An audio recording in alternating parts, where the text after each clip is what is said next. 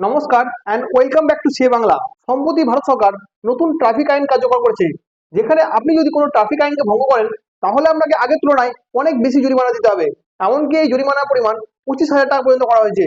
আজকে আমি আপনাদেরকে জানাবো এই ট্রাফিক আইনের মধ্যে কি কি পরিবর্তন নিয়ে এসেছে এবং এটি আমাদেরকে কিভাবে প্রভাবিত করতে পারে, এই সব কিছু ডিসকাস করবো এই ভিডিওতে।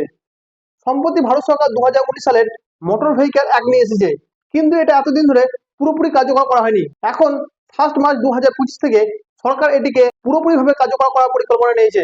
এই অ্যাক্টটাকে লাগু করার প্রধান কারণ হচ্ছে রোড সেফটিকে বাড়ানো এবং দুর্ঘটনা কমানো। চলুন তাহলে দেখে নেওয়া যাক কোন কোন বিষয়ে আমাদের জরিমানা বাড়ানো হয়েছে।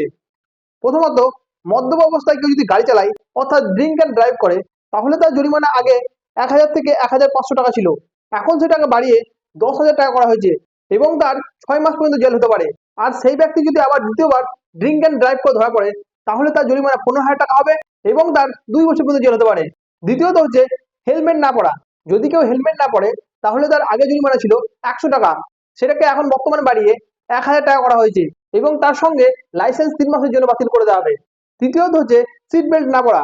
এই সিট বেল্ট না পরার ক্ষেত্রে আগে জরিমানা ছিল 100 টাকা, এখন সেটাকে বাড়ি করা হয়েছে 1,000 টাকা। যদি কেউ গাড়ি চালানোর সময় মোবাইল ফোন ব্যবহার করে, তাহলে তার জরিমানা ছিল 500 টাকা, সেটাকে এখন বাড়িয়ে করা হয়েছে 5,000 টাকা। 5 নম্বর হচ্ছে লাইসেন্স ছাড়া কেউ যদি গাড়ি চালায়, তাহলে তার জরিমানা ছিল 500 টাকা, এখন সেটাকে বাড়িয়ে করা হয়েছে 5,000 টাকা। 6 নম্বর হচ্ছে গাড়ির বীমা বা ইন্স্যুরেন্স না থাকলে যদি কেউ প্রথমবারের মতো ধরা পড়ে, তাহলে তার জরিমানা হবে 2,000 টাকা। যদি পুনরায় ধরা পড়ে, তাহলে সেই জরিমানার পরিমাণ হবে 4,000 টাকা। 7 নম্বর পয়েন্ট হচ্ছে কারো কাছে যদি পলিউশন বা সার্টিফিকেট না থাকে, তাহলে তার জরিমানা 10,000 টাকা করা হয়েছে এবং তার 6 মাস পর্যন্ত জেল হতে পারে। 8 নম্বর পরিবর্তন হচ্ছে কেউ যদি একটি বাইকে 3 জন বসে চলাচল করে, তাহলে তার জরিমানা 100 টাকা ছিল, এখন বর্তমানে সেটাকে বাড়িয়ে 1,000 টাকা করা হয়েছে। 9 নম্বর পরিবর্তন হচ্ছে বিপজ্জনক ভাবে কেউ যদি গাড়ি চালায় বা ট্রাফিক সিগন্যালকে এড়িয়ে চলে, তাহলে তার জরিমানা ছিল আগে 500 টাকা, এখন সেটাকে বাড়ি করা হয়েছে 5,000 টাকা। 10 নম্বর পরিবর্তন করা হয়েছে অ্যাম্বুলেন্স বা জরুরি পরিষেবার ক্ষেত্রে কোনো গাড়িকে যদি পথ না দেওয়া হয়, তাহলে তার জরিমানা এখন 10,000 টাকা পর্যন্ত করা হয়েছে।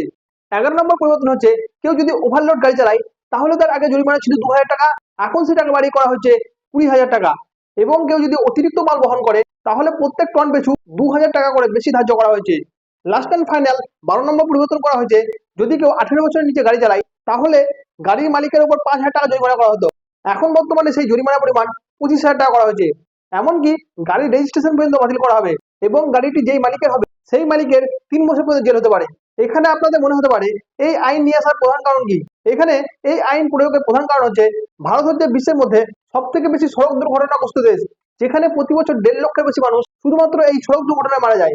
আর এই মারা যাওয়ার এই 70% দুর্ঘটনার প্রধান কারণ হচ্ছে ড্রিঙ্ক অ্যান্ড ড্রাইভ করা, ওভার স্পিডিং করা এবং হেলমেট না পরে বা সিট বেল্ট না পরে গাড়ি চালানো।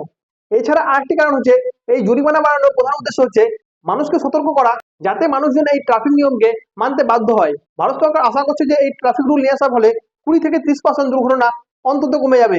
তবে এই বিষয়ে অনেক সমালোচনা এবং প্রশ্ন উঠে এসেছে। প্রথমত, শুধুমাত্র জরিমানা বাড়ালেই এই সমস্যার সমাধান হবে না।